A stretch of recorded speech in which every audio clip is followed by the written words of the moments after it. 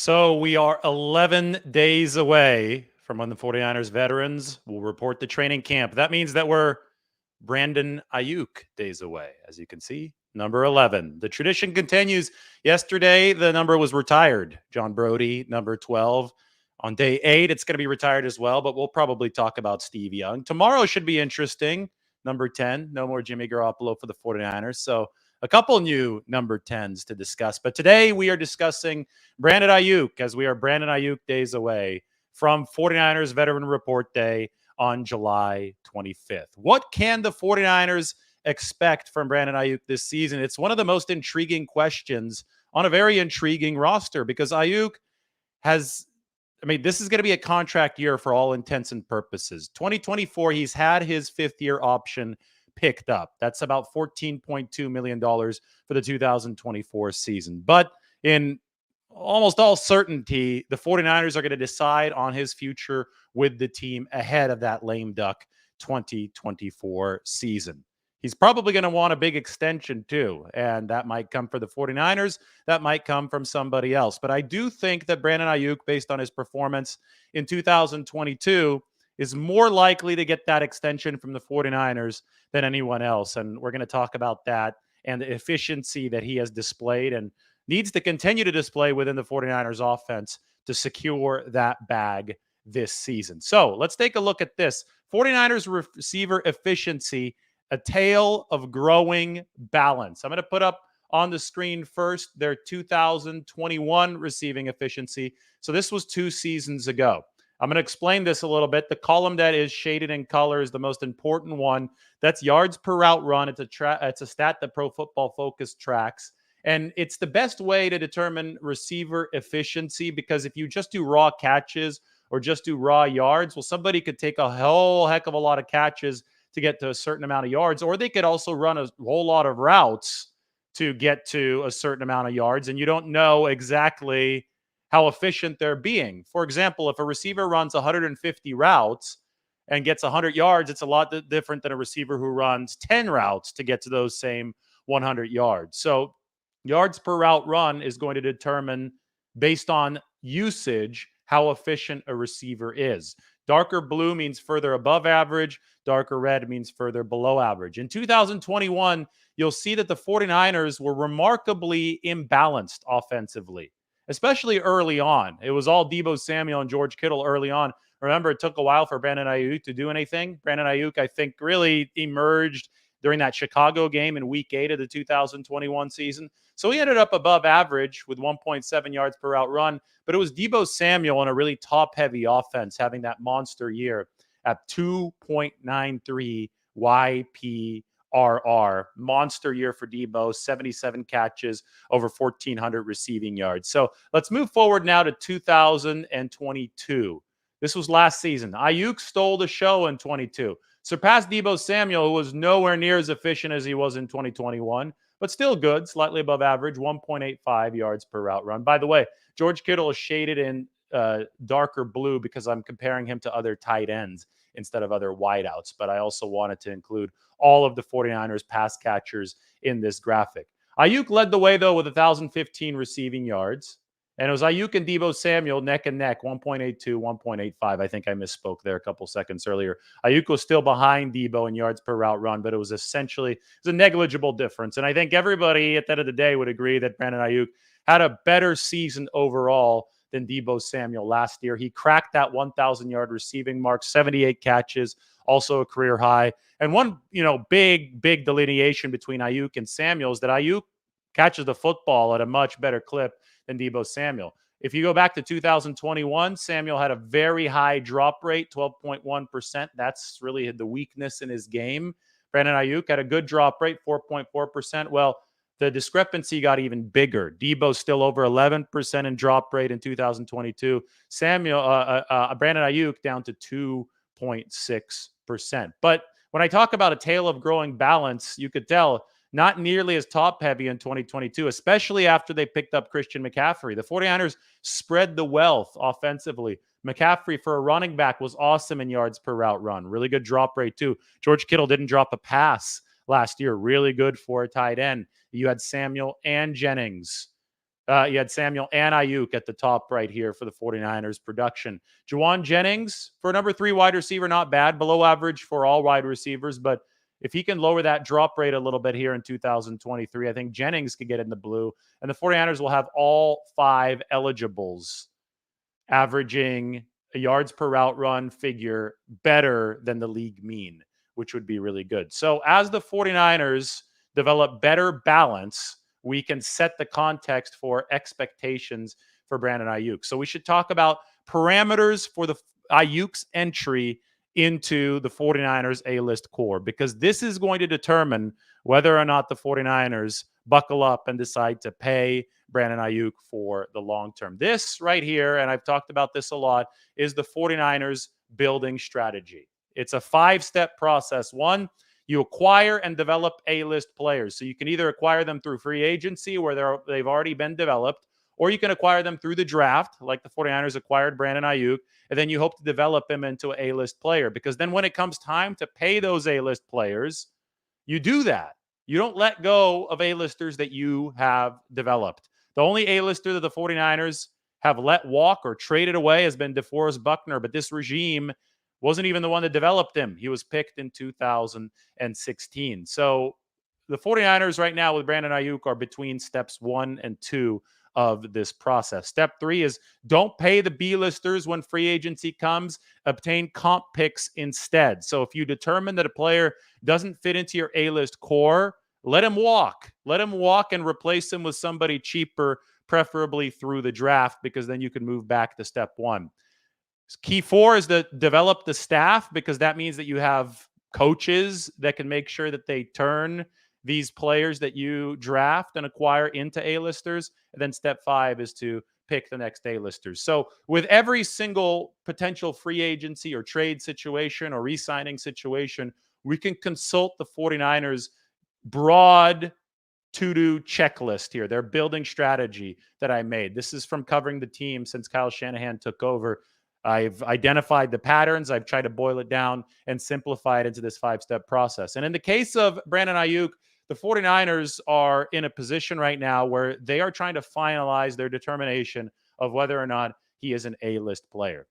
They acquired him in 2020 as a first rounder. They've developed him well. Kyle Shanahan, tough love for those wide receivers. And then now they're going to decide if they're going to pay Brandon Aiyuk. They picked up the 5th-year option. They haven't given him a long-term deal yet. That will be on the agenda next year if he performs well enough to find himself into that A-list club.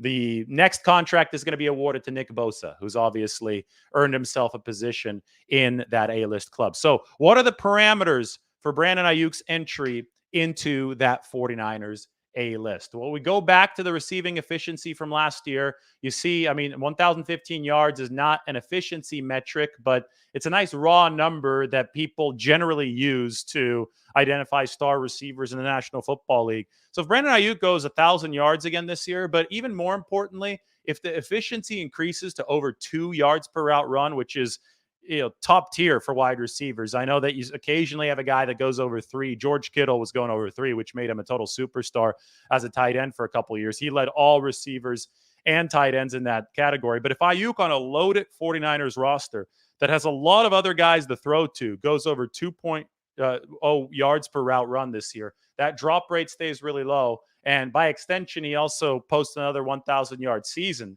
I think that it's a slam dunk.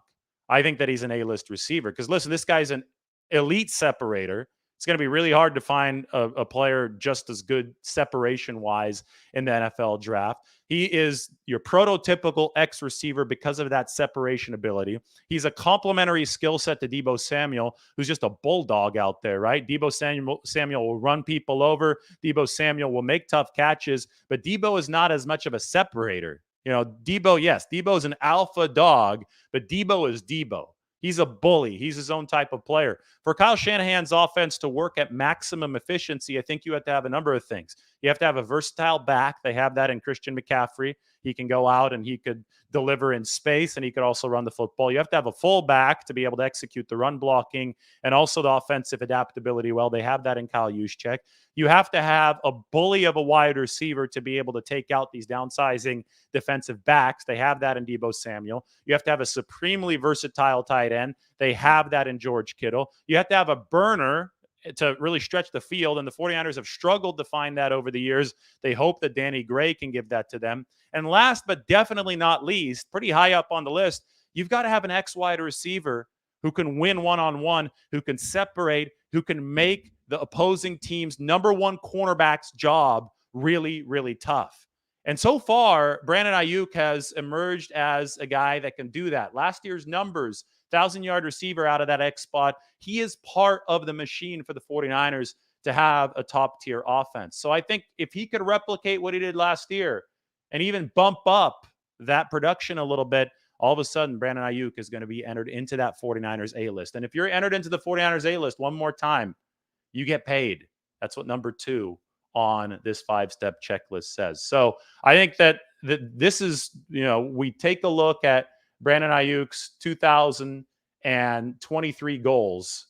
That's him, 11 days away from training camp today, or at least report day from training camp. He's talked about this year being the year for him to just completely solidify himself. Well, it makes sense because Brandon Aiyuk can make a whole heck of a lot of money in 2023. Contract year for all intents and purposes, coming off a monster back half of the 2023 season. I mean, 22 season. I don't think that there's anybody on this 49ers roster who delivers more embarrassing tape for opposing defensive backs than Brandon Aiyuk. I mean, his route running ability is elite. It's funny because Kyle Shanahan will say that Jawan Jennings might be the 49ers' best separator.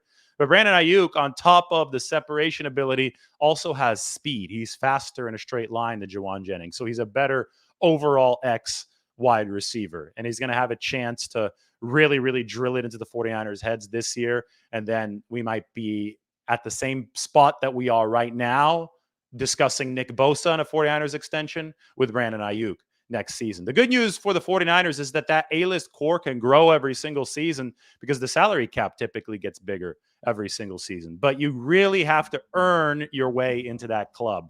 And that's what 2023 is going to be about for Brandon Aiyuk. All right, let's move on to a 49ers Q&A. It's a beautiful Friday. How's everybody doing? Fridays are always fun. We do a nice little relaxed afternoon chat. Dr. 650. BA is going to go crazy this year. And the way that Deebo's training this offseason, he truly believes that the 49ers will have 2 number 1 receivers this year. And I think the 49ers believe that too. The great thing about Aiyuk and Samuel and that combination is they're very different players. Samuel drops a lot more passes, yes, but he's a way more physical player than Aiyuk. He could line up in the backfield. He could be a running back. He can be a wide receiver. And Brandon Aiyuk is, again, an elite separator. He's one of the top separators in the game. It's going to be that true X wide receiver for you. I thought he did torch James Bradbury, but Purdy just didn't get rid of the ball quick enough. If you go back and you look, and, maybe I don't know. I don't want to torture people here playing the Purdy injury, all 22 again. But if you go back and look at that play, Aiyuk is running the corner route, and Bradbury's already stumbling. That's a touchdown if that ball gets out there to him. So early in that game, we had Aiyuk beat Bradbury on the out, and then you saw Aiyuk beat James Bradbury on the corner, but Hassan Reddick got to Brock Purdy before that throw left his arm. Ray McLeod as well. I don't know why you're laughing. They also have Ray McLeod as an option. I just don't think that he is one of their top 5 eligible options. More of a gadget weapon, right? But you could use more than 5 eligibles over the course of the season. Obviously, only 5 per play, but depth is important for the 49ers. Ray also a big special teams contributor. There's also Jordan Mason in that running back spot. You are right.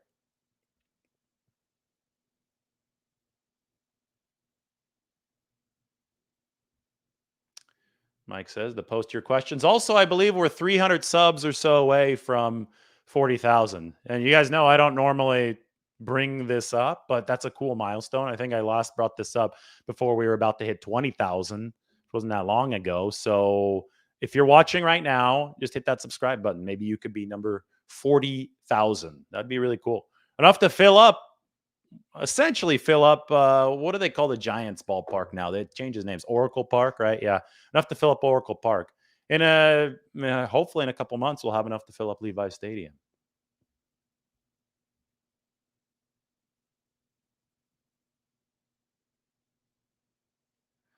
This is an interesting thought.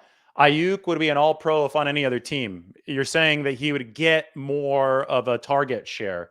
And it's a fair theory. I don't know if it's true or not because we don't, it's a hypothetical, right? We don't have the benefit of seeing Brandon Aiyuk on the other team, but you see all of the competition that he has for targets here with the 49ers, and he still has over 1,000 yards. So I think it's a really valid theory. Also, the 49ers might, or another team might pass more than the 49ers. That said, the 49ers run game does set up pass game efficiency, right? If you're not passing 40 times a game, you do open up some more efficiency for the yards per route run because there are fewer routes run. And you would think that each route run would have a higher chance of success if that run game is drawing the defense in. That being said, Ayuk can earn his status as an all pro this year with the 49ers. Maybe he blasts out to a 1,500-yard season, 2.4 yards per route run. Give him a shot. I mean, it's been an upward trajectory for Brandon Aiyuk. And at the end of the day, it is a team sport. And I think that the 49ers have an arsenal of weapons, and that makes it better for everybody involved. Michael Page is the Kittle's the best all-around tight end in the league.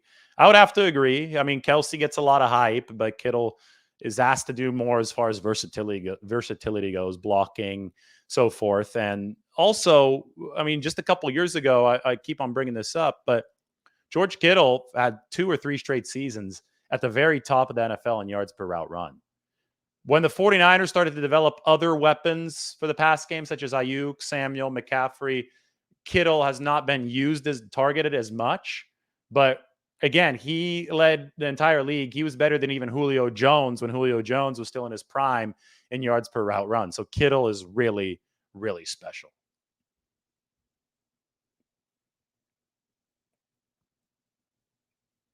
Harold points out that great receivers are great with any team.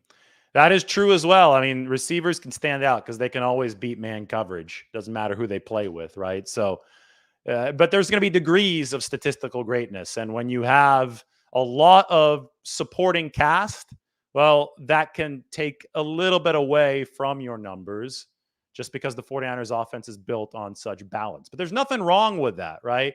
People are obsessed with statistics because of fantasy football. We're not here to talk fantasy football. We're here to talk real football and how the 49ers can win a Super Bowl in 2023.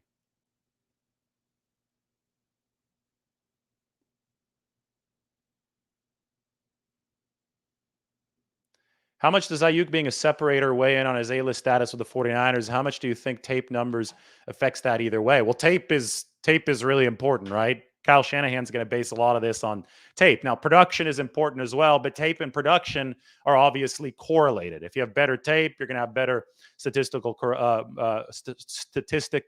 production. I think that Ayuk being a separator, that's his bread and butter. That's his ticket to being a really good receiver, right? He's not like Deebo Samuel. He's not going to bowl over people. He might hurdle over people. Ayuk is stronger physically than a lot of people give him credit for. I think he's gotten wider over his time in the NFL. The NFL strength and conditioning program has been very beneficial to him. But at his core, Brandon Aiyuk is a pure wideout and a separator.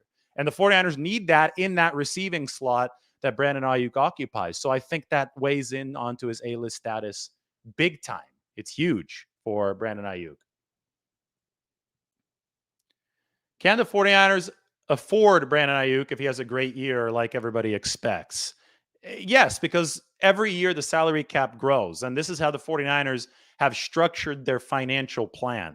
They think that the A-list core can grow if that salary cap does as well. So they're going to continue expanding the A-list core, but it requires they let go of B-listers. This offseason, the 49ers let $80 million in salary leave. They didn't re-sign $80 million in salary because they didn't consider those players to be top tier A-listers. Bosa, they're not going to let walk because he's an A-lister. So the question is, does Brandon Aiyuk find his way into that club? And when you let the B-listers walk and you replace them with cheaper draftees, players on rookie contracts, well, then you can afford guys like Brandon Aiyuk if he proves that he belongs in that group during this 2023 season.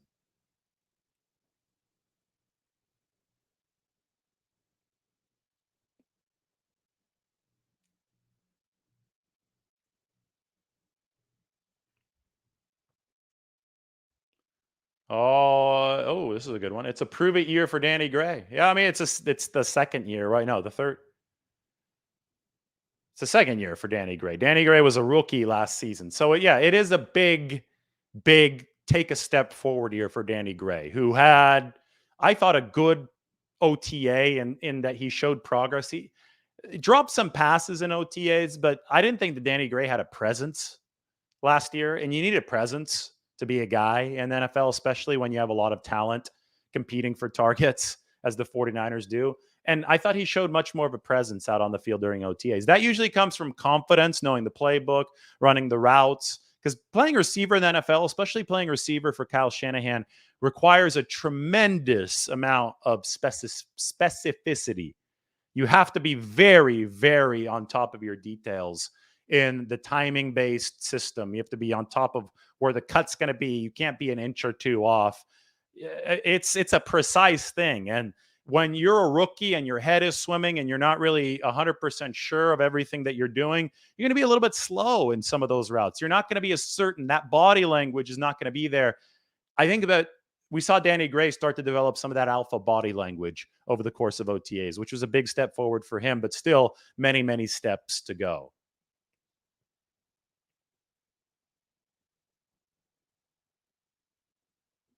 I don't know why you think the 49ers will move on from Elijah Mitchell. I don't think there's any reason to move on from anybody in the running back room. Elijah Mitchell's a really good back, yes. He's been hurt a lot, but you need numbers in that running back room because guess who had a little bit of an injury history before the 49ers traded for him? Christian McCaffrey. Guess who was hurt for much of last season? Ty Davis Price. Jordan Mason has been durable so far in the NFL, yes, but we've only seen him for one season. The point is that injuries are part of this game. Running back injuries are an especially big part of this game. And running back is so important to the 49ers that you need to have bodies. I mean, when they ran out of bodies in 2020 at running back, it was disastrous. So you can have Elijah Mitchell and Ty Davis Price and Jordan Mason on top of Christian McCaffrey.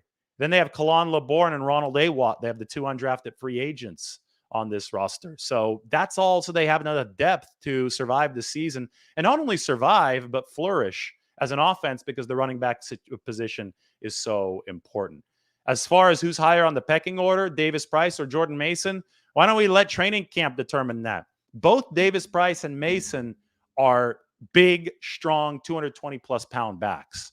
And the 49ers are gradually moving in the direction of bigger running backs, especially behind Christian McCaffrey, because that's their way of a comparative advantage, right? Defenses are downsizing, defenses are getting quicker, but when they're a little bit smaller, you want to hit them with the bigger running back. And the 49ers have got big, strong, and fast running backs. Maybe that's why there are some more injuries at that position because the running backs for the 49ers are both physical and fast at the same time. And we know that bruising at a higher speed is more likely to cause an injury than bruising at a lower speed. So you better keep those numbers up in the running back room if you're the 49ers. They have a fullback too, Kyle Juszczyk. How long the 49ers have Jennings for? They have Jennings for under contract this season, but he's a restricted free agent after this season. So they'll have an easier time keeping him than if he were an unrestricted free agent. They might still have to pay him, though, because as a restricted free agent, Jennings will still have the ability to hear offers from other teams. And I could explain that whole process a little bit later, but he is under contract for this season at a really good rate, somewhere around $940,000 for Juwan Jennings. That's very, very efficient for the 49ers. He's a really good player. And Jennings might be tendered, or the 49ers might try to extend him before the restricted free agent tender deadline. That's what they did with Colton McKivitz, who was going to be an RFA this year, signed him to a 2-year deal. maybe they can sign Jennings to a longer deal before that RFA deadline. Now, I will tell you, in the past, the 49ers have not paid their third wideout. They let Kendrick Bourne walk, but they did let him play his RFA year. So Bourne was with the 49ers for 4 years. Maybe we can expect the same for Jawan Jennings. But then when it came to unrestricted free agency, the 49ers replaced Kendrick Bourne with Jawan Jennings. RE3 wants to see Kalia Davis. It's not a bad name. That'll be interesting. He's got a lot of competition in that D-line room. Tackle's gotten a lot deeper this year with Javon Hargrave now on the team. The 49ers also have Javon Kinlaw healthy this season. The room has just gotten a lot more crowded, so we'll see who makes the team and who doesn't.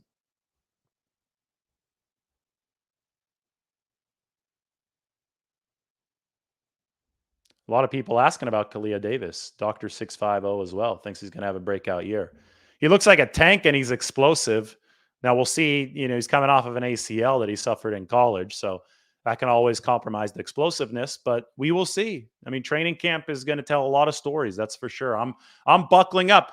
Again, we are Brandon Aiyuk days away from training camp. It's going to be awesome. There you go. 11 days away from 49ers training camp. Fun stuff. Tay Martin has a chance to take a spot on the 53. I think that, that would probably be that last receiver spot. So Ronnie Bell right now I have taken that spot. It's going to depend a lot on special teams because I think that Ronnie Bell's going to be a good special teams contributor. Tay Martin had a good OTA session, right? So let's just wait and see here through training camp because injuries can also alter the dynamic of who has the inside track and who doesn't.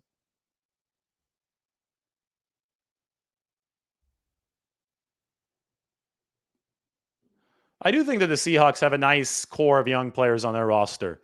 And it does seem that they picked 2 instant impact guys in the draft this year because they had those 2 early picks. That being said, we don't know exactly who's going to be good and who's not in the NFL. It's never a sure thing. Pete Carroll is, the reason he's been able to keep Seattle generally good for a long time now, over 10 years now, is because there has been a replenishment of young drafted talent with the Seahawks, right? They got rid of the Legion of Boom before it was too late.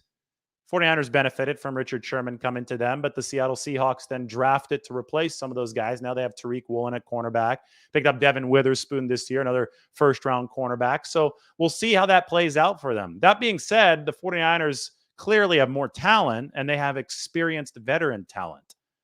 More talent than Seattle. And Seattle's not nearly as experienced as the 49ers. So, yeah, you could say the Seahawks are up-and-comers, but the 49ers played them 3 times and beat them soundly 3 times last year.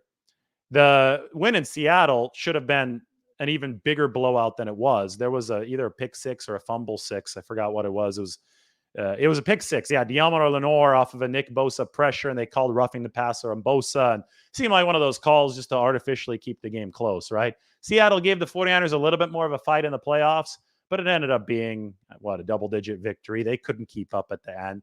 Seahawks have a long way to go to reach the 49ers level. And one thing I'll tell you about Seattle is that Geno Smith played way better in the first half of last season than he did in the second half of last season.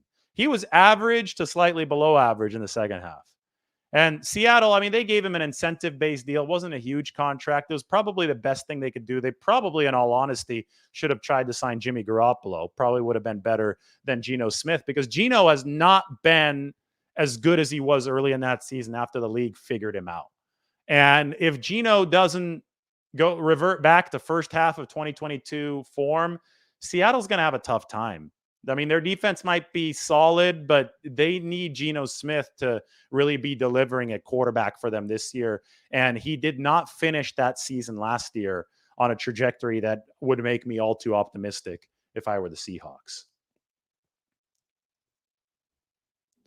Cal Bear is worried that Purdy will have a Geno-style regression. Well, the 49ers also have a lot more weapons than Seattle in the pass game. I know that Seattle added Jackson Smith-Njigba.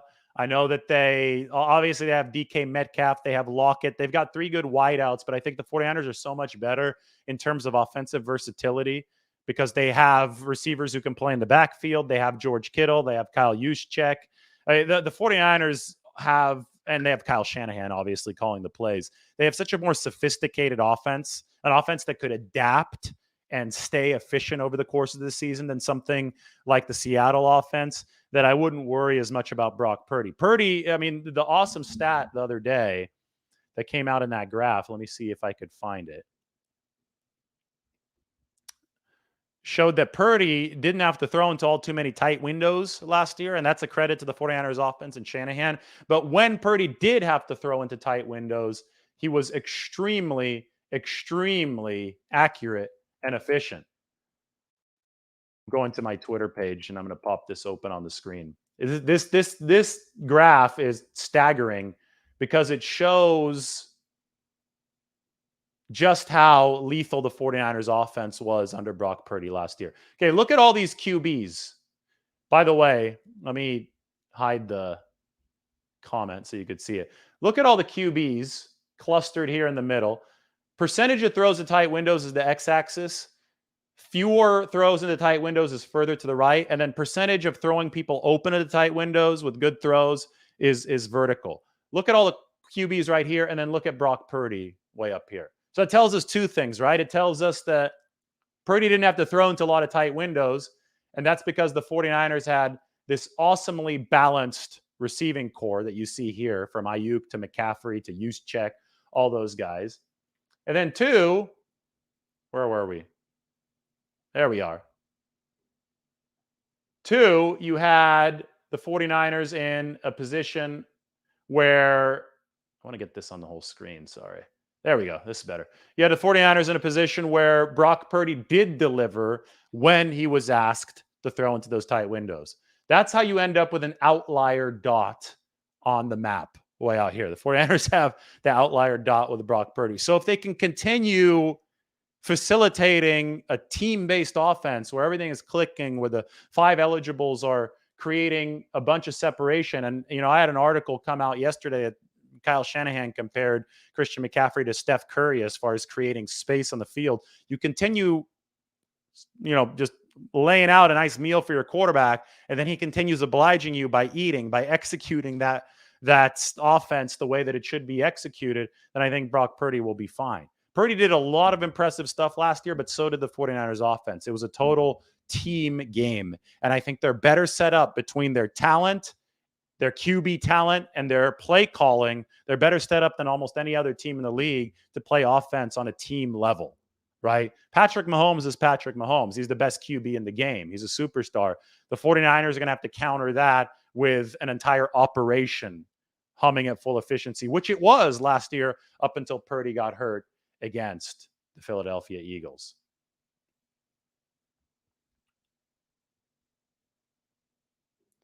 Will the O-line law firm improve this year? Well, the 49ers are banking on it, pun intended, Aaron Banks over there at left guard. But you have to remember last year for Aaron Banks, left guard, for Jake Brendel, the center, and for Spencer Burford, the right guard, that entire interior O-line was starting for the first time at the NFL level.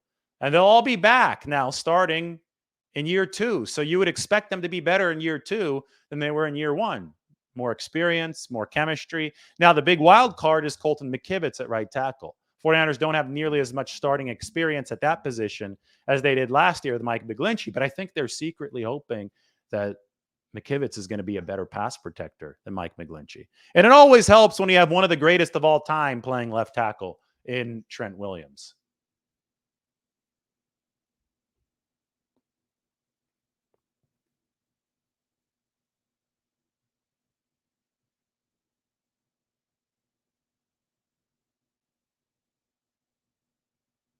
No, Clint Kubiak is not the OC. Anthony Lynn is the running backs coach. Chris Furster is the run game coordinator. Clint Kubiak is an offensive special assistant for the 49ers. They have a lot of cooks in the kitchen, we'll put it that way. Kyle Shanahan has a lot of belief in his assistant coaches. Clint Kubiak is just another addition to the room. They also have Clay Kubiak, his brother. So they no longer have Bobby Slowick. They no longer have Mike McDaniel. They no longer have those guys, but the 49ers have a lot of good offensive minds remaining in the room. Brian Fleury, tight ends coach, has a lot of responsibility for the 49ers as well. Brian Greasy is helping out as the quarterbacks coach. So 49ers are in a position where there is no, Mike McDaniel had that offensive coordinator title. Nobody has that offensive coordinator title now. But somebody might get it here within the next couple of years. I think the 49ers use that title since Shanahan is the play caller. They use that title more for career advancement purposes for the assistant who gets it. Kyle is OC. Yep, Chris Furster. Run game coordinator, O-line coach. Do I think that Drake Jackson will have a breakout year this year with the addition of Hargrave? You have to hope if you're the 49ers. A breakout for Drake Jackson means this defense will probably be great, assuming they stay relatively healthy everywhere. If Drake Jackson doesn't break out, they could be really good. I don't know if they can be great. But because you already have Hargrave, you have Bosa, you have Eric Armstead, that's a damn good line. But if you want this defense to be airtight, historically good, you need another defensive end to produce opposite Nick Bosa. And Drake Jackson is the logical candidate for that job. Mike sent me something. I'm going to check this out really fast. It might be a video that we can play up here on the screen. Dre Greenlaw. Oh, man. Okay. It's Dre Greenlaw and Marcelino McCrary Ball boxing. And it's funny because the 49ers and Kyle Shanahan specifically have talked about Dre Greenlaw looking like Mike Tyson. So I'm going to play this up on the screen for you. And then I'm going to tweet about it because this is cool. Look at Dre Greenlaw with his best Mike Tyson impression. Yeah, I wouldn't want him to punch me. And Marcelino McCrary Ball looks absolutely ripped. McCrary Ball's already been with the team for 1 year. He spent last season on the practice squad. You wonder if he has an edge over D. Winters and Jalen Graham, the two rookies. Dre Greenlaw is obviously a starter for the 49ers, but McCrary Ball, he can fill the shoes left by Azeez Al-Shire. Impressive stuff. Boxing in the offseason. That'll get you into shape quick, by the way. A lot of NFL players like boxing in the offseason.